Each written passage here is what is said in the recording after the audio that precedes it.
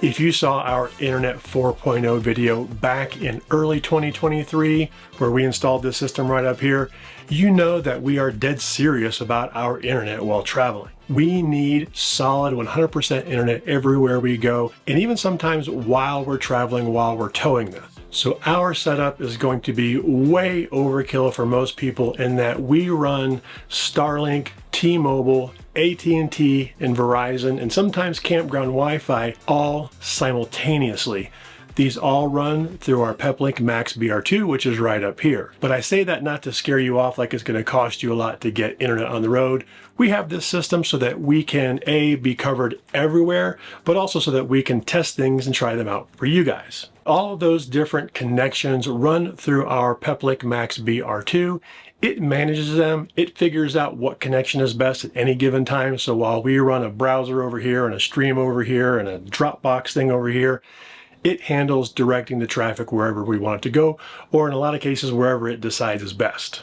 We also use a technology called Speedfusion, and that allows us to bind all of those connections together into a single internet connection that is very, very resilient. In our many years on the road, we know we started with just a hotspot and have added and worked our way up to this, which is really the pinnacle of our connectivity since we've been on the road.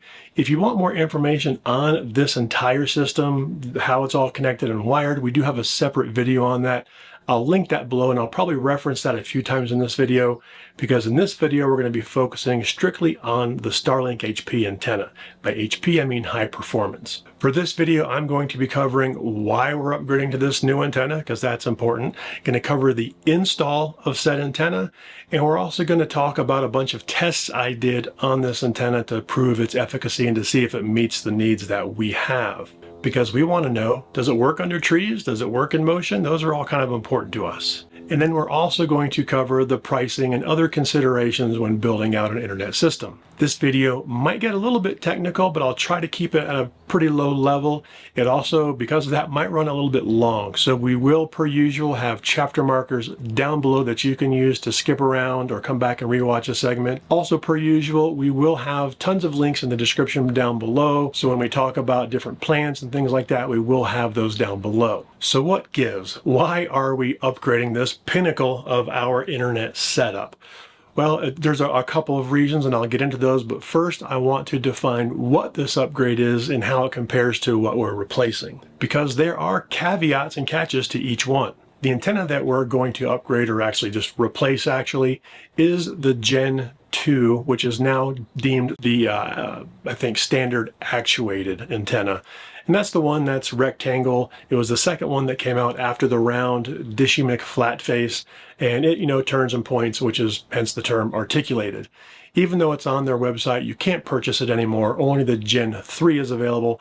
I'm not going to go into what that is. Plenty of information on the internet about the Gen 3 and what it entails. One of the primary specs in the Gen 2, really as well as the Gen 3, is its field of view. It has a 110-degree field of view. For both the Gen 2 and the Gen 3, I don't know what the Dishy McFlat face was, but that's what we're dealing with and that's what we're replacing. The antenna that we're moving to, that we're replacing the Gen 2 with, is the high-performance flat mount antenna. Now this antenna is much larger, but it has a much larger field of view of 140 degrees. That extra 30 degrees view of the sky is really quite a big deal. I also want to read you what Starlink says about this antenna from the literature, so I'm going to read here for a second. Designed for mobility applications and challenging environments with a wide field of view and enhanced GPS capabilities, it can connect to more satellites, allowing for consistent connectivity while on the go. The hardware is designed for a permanent installation and is more resilient to extreme environments. Currently, it's the only dish designed for in-motion use in approved countries. So there are two things there. Number one, the 140-degree field of view, and number three, designed for in-motion. Those are a couple of things that we're interested in. I'm not sure what the enhanced GPS capabilities are, but it's built into the system, baked in there somehow. Now, there are benefits and drawbacks to each of these antennas. Our Gen 2, which is the one we've been using for a while now, and the one we still have at the cabin, is great, but we have to get up on the roof and set it up every time we set up camp. That's a drawback, but the advantage to that is I can set it up pretty much anywhere I want. On the front of the RV, on the back of the RV, I can even put it out on the ground. However, it cannot be used officially while in motion. Now, I've heard rumors of some of the non-in-motion, non-high-performance antennas working while traveling, but that's a feature that could just go away with a click of a switch on Starlink side, because it's not in the official terms of service that they support in-motion use, meaning while you're driving, with the Gen 2 and Gen 3 antennas. The high-performance antenna, on the other hand, at least the model that we have, is fixed mounted on the roof. And the huge benefit there is I don't have to set it up whenever we get to camp. It's just there, it's running. Also, it supports in-motion use, which means while we're going down the road, Tara edits while we're on the road and many times has to pull down music or pull down footage. And having that in-motion use is really important to us. But the drawback of that fixed installation is it could be a problem with trees. You know, if we camp in a shaded area and can't move that antenna out, how's that going to work? That's going to be one of the things that we're going to test. And therein, with those pluses and minuses, lies the dilemma that we sat with for a while on whether or not we wanted to upgrade. We certainly love the idea of not having one more thing to set up when we get to camp and one more thing to break down when we leave. That's a huge thing for us. But I also didn't know if I wanted to lose the portability or the variability in being able to place the antenna out away from trees if that's an option. So we sat on the fence for a while thinking about it, and then this happened. To understand how this happened, let me kind of describe it, because I didn't leave it like that for too long, so I don't have a lot of footage of it. But when we set up our antenna on the roof, I take the excess cable, I wrap it around our junction box that we installed with this system right here with a little bit of slack in the line.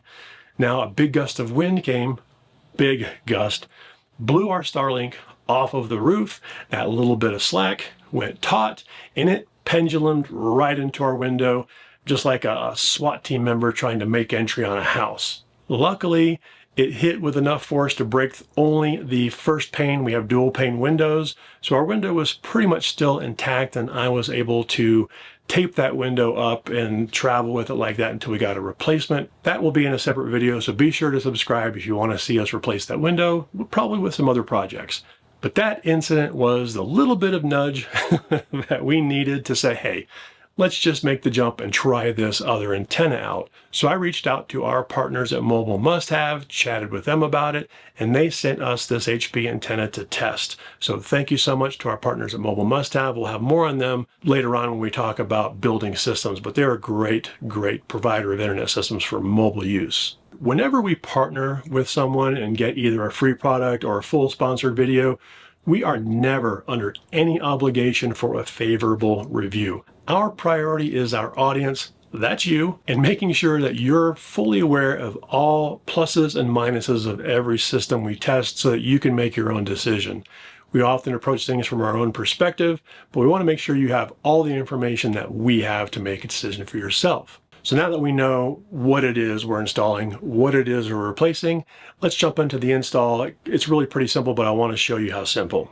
Let's go through these parts here and I'll show you what's what. Obviously, this is the antenna itself. This is the back of it. And this is the wedge mount. Obviously, this part gets mounted to the roof, and then this part gets mounted here. We've got a cable that goes from the antenna to the power supply. That's this. This is the one that we're going to have to run through the roof, through our junction box. So I've got some options for this. This is just the power supply, power cord, and then this of course supplies power to this, and it connects this to whatever your router is. Now of course they send you this router, much like the one that comes with all of the Starlink gear, but we're not going to be using this. A couple of quick notes on the kit that I just showed you, because as things usually go, the kit is a little bit different between when we got it and when we're making this video. Number one, it does no longer include a router. I guess they figure most people that build systems with this are probably going to plug it into their own router, like we are. We didn't use the router. It's just sitting in the basement in case we ever need it.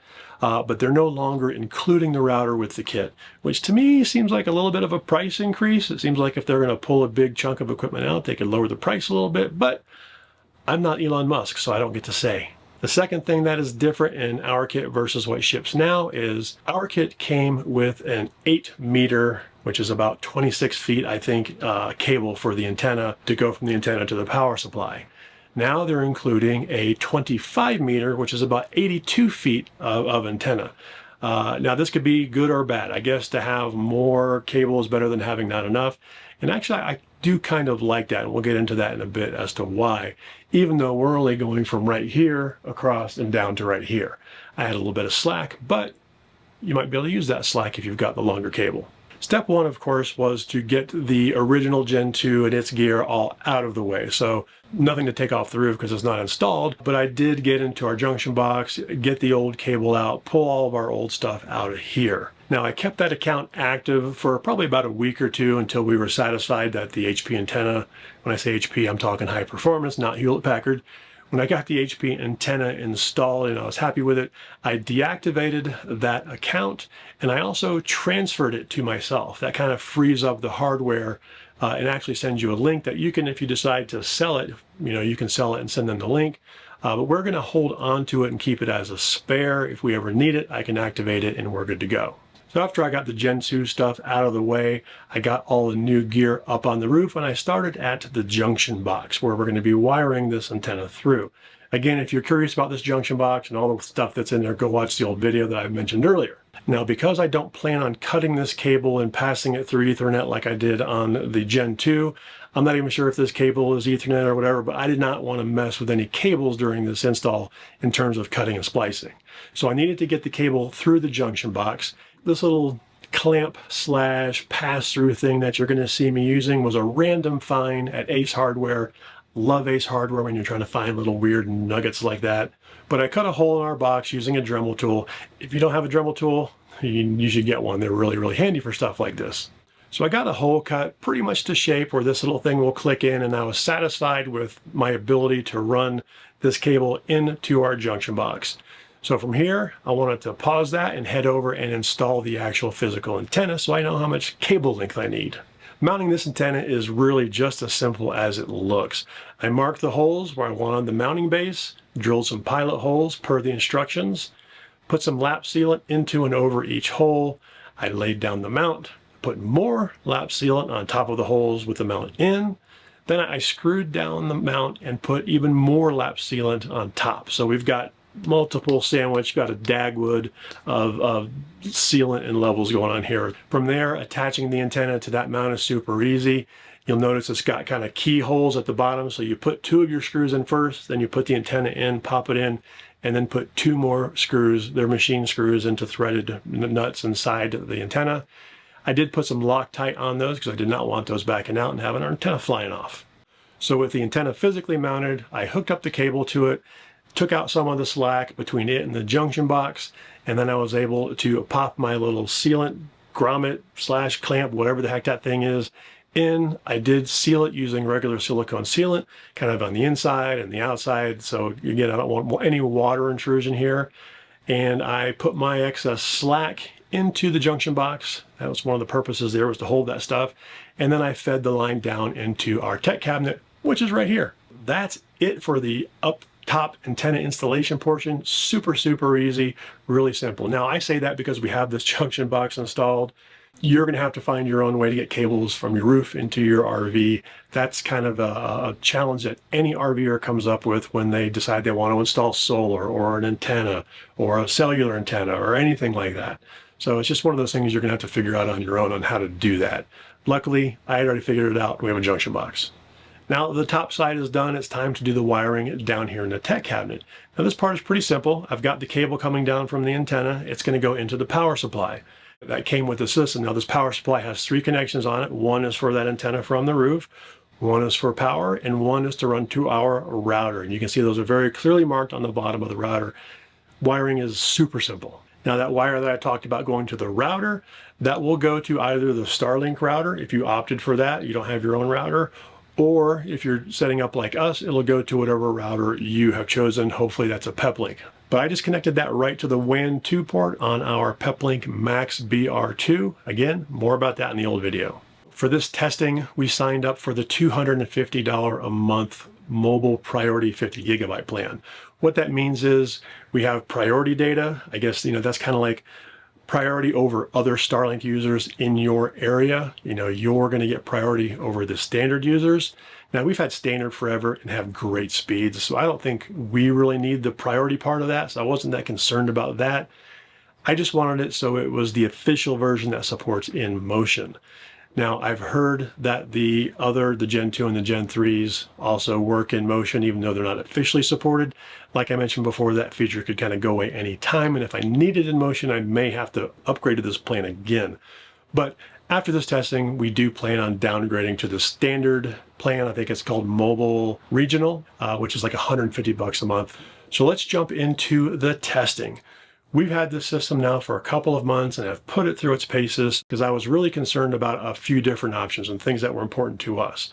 Number one in our wish list for this antenna was no setup and no breakdown when setting up, breaking down camp. Test complete. It's easy. It's done. It has been really nice to not have to set anything up when we get to camp. Number two is we wanted to test InMotion use. Like I mentioned, Tara edits while we travel, and she needs to be able to access the internet a lot of times when we do that. Sometimes we are like in the middle of nowhere between population centers and cellular coverage can be very spotty. Will Starlink work in those situations? Number three that we wanted to test was obscured view. How is this thing going to work when we camp in a campground with tons of trees like we are now? So we wanted to test primarily those three things. So the first test is InMotion use. For this test, just to make sure we weren't using cellular, I disabled all of our cellular connections for our last couple of months while traveling and testing this thing. And our testing worked great. I mean, we were getting 100+ speeds while traveling 65 miles an hour down the interstate in the middle of nowhere. And that's just awesome. I will also say that this testing that we did InMotion was after our priority data had worn out completely. We used that 50 gigabytes in one night. We go through a lot of data. But anyway, my point is we're using standard priority data during this InMotion testing. So number one, easy setup or no setup, check. Number two, InMotion, check. On the InMotion thing too, I am going to, like I mentioned, downgrade to the mobile regional plan that doesn't officially include it. But our plan is still active right now, with the way the timing works. So I'm going to have to wait a few weeks before I can test that. Be sure to check back and look in the description down below or in a pinned comment or in our blog post.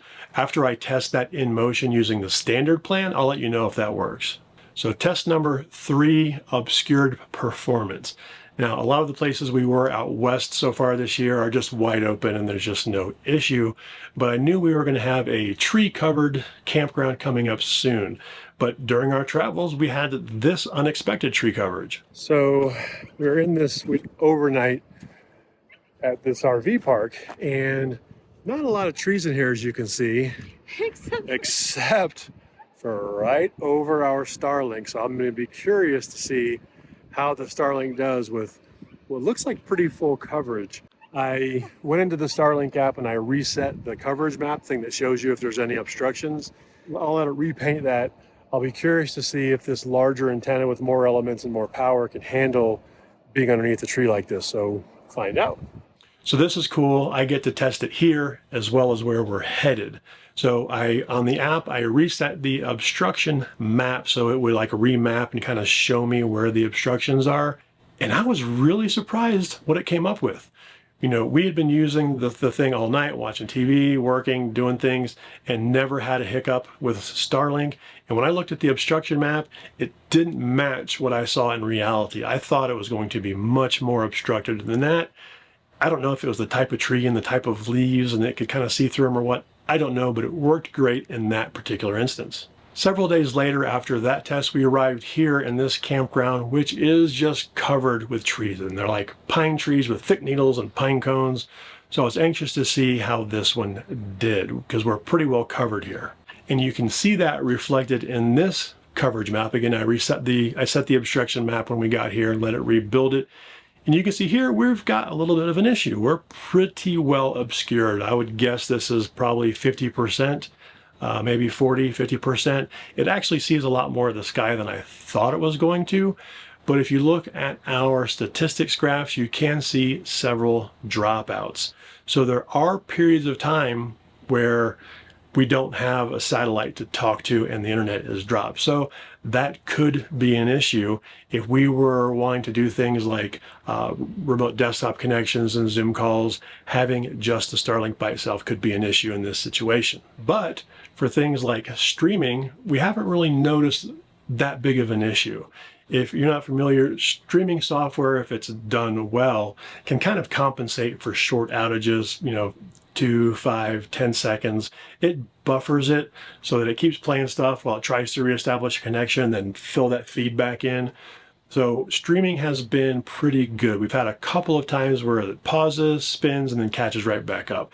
So again, depending on your use, the type of coverage, tree coverage we have here may or may not be an issue for you. So what would we do in this situation where we've got partial coverage and it's dropping in and out, and maybe I've got an important Zoom call to make and Starlink is my only option, which we don't recommend, but let's just hypothetically. Well, just because this antenna is mounted does not mean that I can't take 2 screws out, pop this thing out, unspool some coil and go put it somewhere else on the front of the RV, outside on the ground or whatever, particularly if you have the 25-meter cable. So that is an option. And I kind of like that option because it satisfies my requirement for setup and breakdown every time, but gives me the option to, do a little bit of manual setup if needed. So that's one option. I can move the antenna. But an even better option is to pair your Starlink with a cellular data plan. And if you've watched our videos over the years, you know that we preach diversity is key. That's why we have all these different cellular carriers, is we know that wherever we go, at least one of them's going to work. So of course, while we're camped in this covered area here and Starlink kind of comes in and out, we do have our cellular options fired up. Now in this particular location, AT&T stinks, but Verizon and T-Mobile are pretty good. So in this graph, this thing that I'm showing you right now, you can actually see this at work using Speedfusion, that thing that I mentioned that bonds the connections together. You can see on the right-hand side here, we have Starlink, Verizon, and T-Mobile. Those are the connections to those services. And on the left side of the screen here, you can see the combined Speedfusion graph. And if you look closely, you'll notice that both Starlink and I think Verizon drop out a little bit here and there, particularly Starlink, but the Speedfusion bonded connection just keeps on going and can handle one or more of those dropping out. And the more connections you bring into this, the more resilient it is. Sometimes we've had Starlink, T-Mobile, Verizon, AT&T, and campground Wi-Fi all bonded together for a massive connection that just is not going to fail. Going back to what I said about, yes, we have this crazy, ridiculous system. You don't need all of this. If you had Starlink and one cellular connection, that is going to be enough for 99.9% of the people. Now, you might say, well, what if my one cellular connection in this location is AT&T? You'd be screwed, right? You've got Starlink is popping in and out, AT&T stinks, and you're just kind of stuck. Our friends at Mobile Must Have are coming out with this new data plans called M plans. And these plans will actually work across all the carriers. Now it has to select a carrier and they have ways of doing that when you get to a new location. But the cool thing is you pay one price, you have one plan, and you have access to all 3 carriers. So that's kind of the base of what we would recommend. Starlink, because it works pretty much everywhere unless you're under trees, and it's really slick and fast, along with cellular as a backup option or a bonding option. We do plan on testing that because, quite honestly, all these data plans are expensive. If we could break it down to our Starlink and our 1M plan that hits multiple carriers, we're going to do that. So we are going to be testing that. So be sure to stay tuned and subscribe if you want to see how that works. But that's something we want to try out in the future. So that brings us to pricing. How much is this beast of an antenna? Well, like most top-end options in any technology, it's a little bit on the pricey side, I'm not going to lie. Now, prices for things do change over time, so don't take the price that I'm going to give you as the gospel. Use the links down below and find out the current price, because hopefully, like most tech, prices go down eventually. Right now, the antenna is $2,500. Now, I realize that's not cheap, but for some people who want the top end option and have the best possible coverage for their antenna, this is the way to go. The standard Gen 3 antenna, I believe, is $600, so it's still not inexpensive, but it's definitely a more affordable option. Like I mentioned, the drawbacks there as it's not going to officially support in motion. It's got 110 degree field of view versus 140. Now, in regards to how to connect all this stuff if you've got multiple systems, if you've got more than just Starlink, you've got Starlink and 1 cellular or Starlink and 3 cellulars, whatever it is, we highly recommend Peplink routers. These things are great. I've used various routers throughout my IT career. Not all of them supported mobile options. Some of them have while we've been on the road. But Peplink makes a really, really good, solid piece of equipment. And what I really like about it is I'm a nerd, and I like to nerd out and go change routing policies and do all kinds of stuff and create access points and VLANs. And it can do all of that. But it's also really good at just plugging it in, activating it, and just letting it figure it out, just to kind of set it and forget it. So you get the best of both worlds, and I really, really like their interface and how they've set that up. I also really appreciate that they are integrated with Starlink. You'll notice in our interface here that it says Starlink, and we can do some basic functionality like rebooting and things like that inside there without having to go into Starlink app. But my point here is that Peplink is constantly working with carriers and things to make integration easier. Also, one thing they did recently, actually I guess it's been about a year now, that is really cool is that Speedfusion cloud, that thing that I showed you that bonds all those together. They used to charge by the gigabyte for that, and they still do if you want faster speeds, but up to 10 megabits per second, it's free. So, 10 megabits is plenty for a Zoom call or a remote desktop.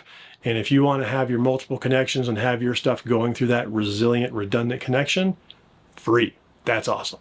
We also highly recommend purchasing from our partner Mobile Must Have, not just because they're our partner. I've been in this IT world for 20 plus years, and this stuff is kind of second nature to me, and I can do all this stuff no problem. I can wire it without any help, whatever. But if you're like most of the people out there, a lot of what I just said about megabits and field of view and, routing and Speedfusion is all, new. So Mobile Must Have, one of the reasons we partnered with them is because they have the experts there that can kind of help you match your needs to internet gear.